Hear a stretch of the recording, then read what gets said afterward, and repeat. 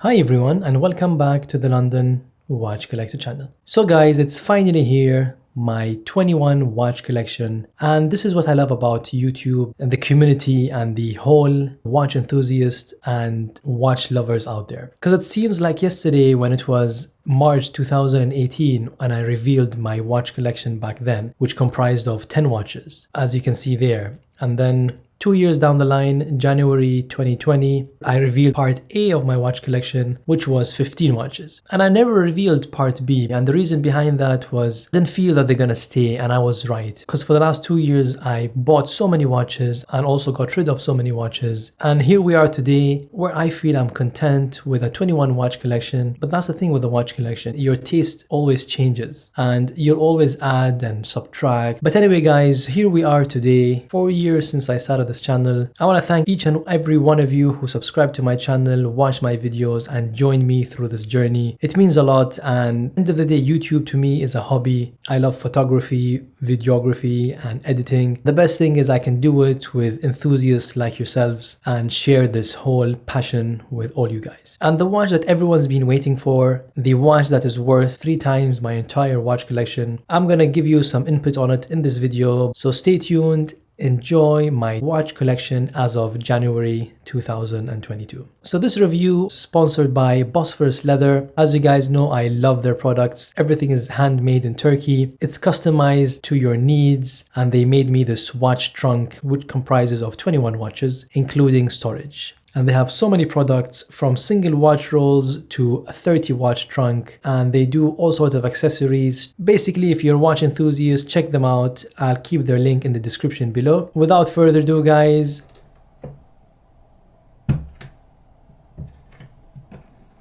there you go. That is my 21 watch collection as of January 2022. So as always, I'm gonna take you through each and every watch, give you a small little brief about it, when I bought it and how much I paid and what it means in the collection. And the way I've arranged the watches in the watch trunk is by value. So the top left being the most valuable, the bottom right being the least valuable. But when I say value, I mean how much I paid for, basically, because to me, a watch that costs £200 could be as valuable to me sentimentally as a £200,000 watch. So starting with the Seiko, this is the XKX 007. I had this watch for a couple of years now. It used to be on a super presidential bracelet, but then I felt that takes away that special feeling of a day date. Because as you guys know, I love the Rolex day date. I've been hunting one for a while, then it got discontinued, and I'm yet to find the perfect platinum day date for myself and add it to the collection. And I didn't want anything to take that away from it, so I put it on this bracelet, which is very uncomfortable. But the XKX, it's a beater, it's a lovely watch.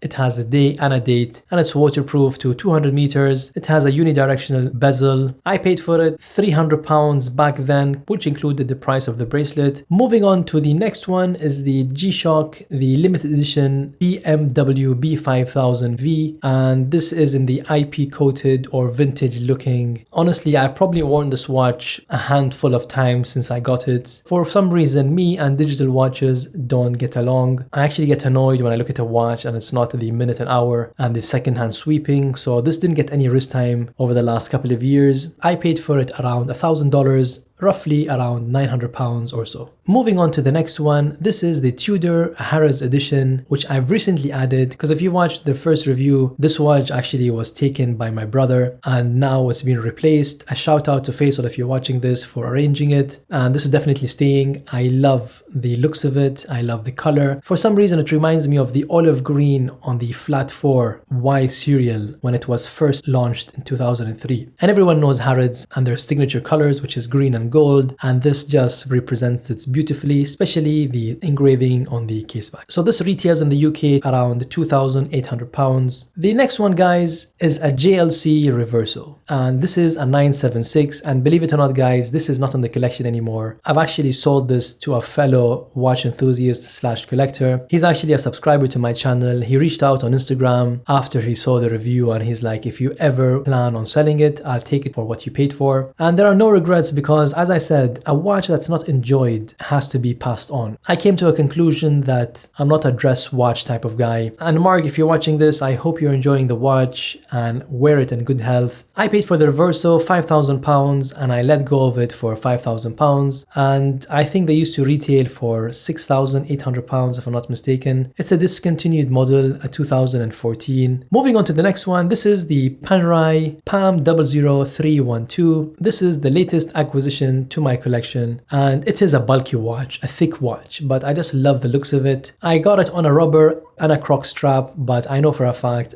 I'll never use the crocodile strap, always going to be on a rubber. The strap is quite wide, the watch is bulky, but I feel it's the perfect watch to wear with shorts and a t-shirt during a nice sunny day. There's definitely place for it in the collection, and I paid for it just below £5,000. The next watch, guys, is the Grand Seiko Snowflake, the Sbga 211G. This is a spring drive movement. It's currently on a blue rubber strap with the white stitching. It doesn't get so much wrist time. Every time I take it out, I keep telling myself this watch needs to be worn because it's beautiful. Then I wear it for a day or two and it goes back in the safe. It's a shame it doesn't get so much wrist time, but I'm yet to find the perfect strap for it. I've ordered a couple of more straps and I'm planning on doing a full review trying to find the perfect strap to make this watch wearable, because believe it or not, I don't like it on the bracelet. I hate the bracelet on this watch for some reason. It's titanium, it's too light, but for some reason I couldn't let go of it. I just love that dial, the whole spring drive movement. It's a 50-50 so far. I'm not sure in 2 years when I reveal my watch collection again if it's gonna stay or not. Only time will tell. The next watch is a very special watch to me. It's the most sentimental in my watch collection. It's the Omega Seamaster Planet Ocean GMT. It was discontinued in 2015. It's quite thick, a lovely watch. I have it on a rubber strap. It looks beautiful, especially when it catches the light. I paid around $5,000 for it retail back then. It's always gonna be in my watch collection. I mainly wear it for work, especially when I'm traveling, I'm abroad, due to the fact that it has obviously the GMT function. A beautiful watch, I love it, and it will always be in my watch collection. Moving on to the Rolex Explorer One, which was discontinued in 2021. This is the 39mm size, and this is a very underrated watch, and it sits beautifully in my Rolex watch collection currently. It's a black dial. Legibility of the dial is superb. The lume is superb. I paid for it £5,100, I believe. I love it, and I actually wear this watch whenever I'm in the house because I don't need the date function at home, and it's quite light, and it has a smooth bezel, so you don't really worry about knocking it here or there. It's quite banged up. I wear it without worry. The reference number for it is a 214270.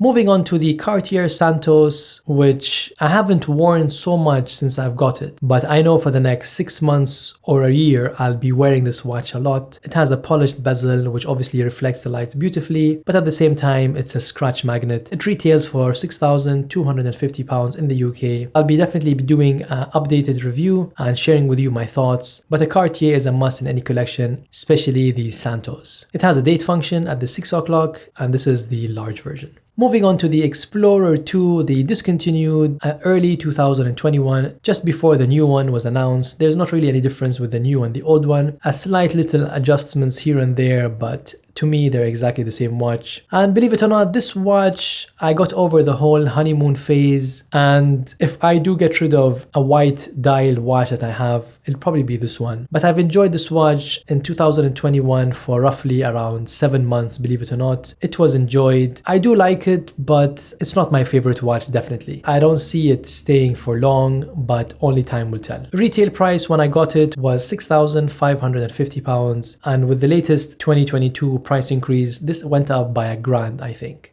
Moving on to one of my favorite watches, the 116610 LV, aka the Hulk. This was one of my first Rolex watches. This was actually bought in 2015 and I've loved it and enjoyed it since then. It's gone crazy with the value of it now, especially after it got discontinued, but I paid for it roughly around £6,000 for it back in 2015, and I love the green and I prefer this over the new Kermit, whatever you want to call it, and it's a beautiful watch. The green on it is like no other and it just pops in any collection. Next is the Rolex GMT Master 2, the 126710 BLRO. This is the Mark 1, dated August 2018, and you can tell from the bezel it has a purple and a ruby rather than the blue and red, and it's a beautiful watch. It will always be in the collection. It's such a classic watch, and the Jubilee grew on me, and I actually prefer the Jubilee more than the Oyster bracelet. One of my favorite watches, again, a must in any collection, and it will always stay in the collection. Moving on to the Omega Speedmaster 50th Anniversary Silver Snoopy Award. What can I say, guys? This is a beautiful watch. I absolutely love it. Although it is a bit gimmicky to some, but I think Snoopy and NASA and the whole Speedmaster play an important role, and I just love the blue on it. I love how they've put the Snoopy eyes on the star at the 9 o'clock subdial. I paid for it retail in the UK, and that was for £8,250. Next is the Rolex Yacht Master, the blue dial, and this was the watch that I thought that got away, because if you watch the review of it, I bought this watch back in 2016 and then I let it go. A month later I exchanged it for a ladies Datejust, and it's definitely a beautiful watch, but for some reason I'm having the same feeling I had back then. A month or two down the line of wearing it daily, the whole enjoyment kind of dies down, and I'm not sure whether it's the contrast or the bezel, but I can't have this watch as a daily wearer. It's something that I wear occasionally and I need to miss it to be able to enjoy it, if that makes sense. But it's definitely here to stay. I love it. I love the blue dial in it. I know I have a couple of blue dials in the collection, but this is a different blue. It's a sunburst blue, and the red text on the seconds hand kind of pops. It reminds me of the Sky Dweller that I'll show you in a second. They are quite similar because they're both blue and they both have red text on it. I paid for it retail in the UK, £9,550. Next, guys, is the Rolex Cosmograph Daytona, the black dial, and I've actually owned the 116520 and I let go of it, and since then I've been lusting for a black dial, and then this came along and I'm more than happy with it. I'm going to do a follow-up review of why I got rid of my 3 neo vintage watches and shed some light on that. But I paid for this £10,500. Luckily I bought it 2 months before the price increase. It went up by £1,000 since then. More than happy with it. A watch that will definitely stay.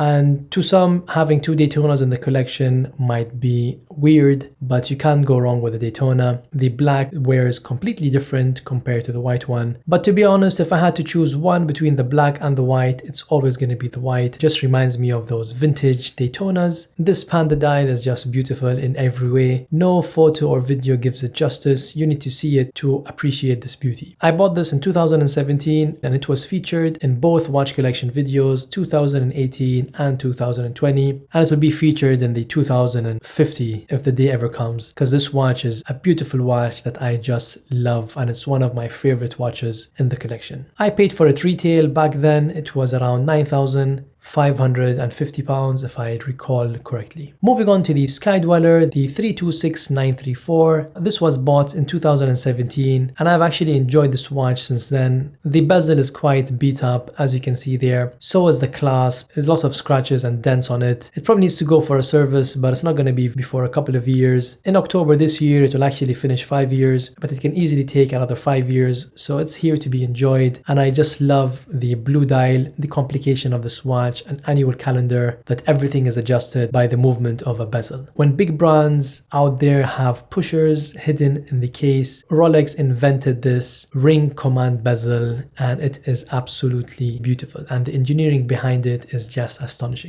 I paid for it retail back then, which I believe was £9,800. Apologies if I don't get the figures right. It has been a couple of years. I should have probably looked at the receipts before I did this review, but it was around roughly the £10,000 mark. Moving on to the Omega Speedmaster, to me this is the ultimate Speedmaster, the only ever Speedmaster you ever need in the collection. To some it might be overpriced, being at around £12,000 retail price. It actually beats the Daytona even with the latest price increase. But it's beautiful, especially the case back, and I just love the movement, the 3-2-1 movement, and the way they have done it. They've mimicked the exact same parts and it is absolutely beautiful. If I didn't have a skeleton in my collection, this would be the best thing to look at. Absolutely love it. Moving on to one of my favorite watches in the collection, the most comfortable, the most usable, the most versatile, can easily take a bang, the Patek Philippe Aquanaut 5164A. I bought this in 2018 and I paid for it roughly around £26,000. The prices have come up and I think in the next couple of weeks we're gonna have another price increase. It'll probably touch the 32,000 or even 34,000 mark, and I'm planning to do a very nice comparison of this watch with a car in the next couple of months. I absolutely love it. This is the go-to watch whenever I'm traveling, whenever I feel like wearing something that makes a statement yet versatile and underrated. It's extremely comfortable. My only criticism would be that you don't have an adjustment, so you actually need 2 straps, one for summer, one for winter, and especially if you gain and lose weight, which we've all been doing during this pandemic, you definitely need an extra strap. But this is a watch that I love and it's always here to stay. Moving on to the next one, which is a holy grail, the Patek Philippe Nautilus 5712. What can I say, guys? With this watch, it's an absolute gorgeous watch. How thin the case is and how beautiful the case back is, the micro rotor at the back, I absolutely love it. The aesthetics of it, the way the dial is done, the complication it has, it is just amazing. I love it. As I said, it's a holy grail and here to stay. I've been enjoying this watch since 2018 when I paid £25,000 for it roughly, just before the 20% increase which happened in March 2018. I was very lucky to buy it before the price increase. These watches have gone crazy when it comes to value, way over £100,000, which unfortunately makes me think twice before wearing it, especially in London. When you wear it, you're definitely wrist aware. You don't want to bang it up. You want to keep it in a mint, beautiful condition as you can see it in this video. It's a bit of a shame, especially that those watches were built to actually be sports watches for people to enjoy them and swim with them. But nowadays, with the whole value and the whole worrying about getting it lost or stolen or getting robbed, especially if you live in London, you think twice before wearing a Nautilus out in public. So unfortunately, it hasn't been getting lots of wrist time just for the fact that in London, I can't really wear it. Moving on to the holiest of holy grails to myself and probably many out there, the famous AP Skeleton 15407 in stainless steel. What can I say, guys? There's no word that describes this watch. The beauty of it, the horology behind it, the beauty of craftsmanship and design and engineering and the hand finishing of every single part you see, everything nicely aligned, each screw purposely aligned. There's no word that describes this watch other than it is my holy grail and will always be my holy grail, sitting at the pinnacle of my watch collection. I absolutely love this watch. When it goes to outings, it's obviously the same issue with the 5712, but lots of times I find myself taking it out of the safe and just enjoying it on my wrist while I'm editing, while watching TV, just to enjoy that beauty of it. I bought this watch in 2020, January to be exact, and I paid roughly around £50,000 for it. And if you guys are wondering and thinking, what about that one watch that is worth 3 times my entire watch collection? I've actually decided on one thing. I will not be revealing, but when the day comes that I do reveal this watch, you will completely understand the reason behind me keeping it as a secret. This watch being so special and having such an empowering story. As you guys know, I enjoy teasing you guys on my channel, especially with my reviews. But believe me guys, this is not a tease. This is more of an important event, the day that I reveal this watch. Some of you are actually dying to know what this watch is. And after giving it lots and lots of thought, what I actually decided is the moment this channel hits 1 million subscribers, the watch will be revealed. So all you have to do, guys, if you're watching this video and you're not subscribed, subscribe to the channel, because you'll be helping this channel reach 1 million subscribers. And as a reward and as a thank you to all of you, this watch will be uploaded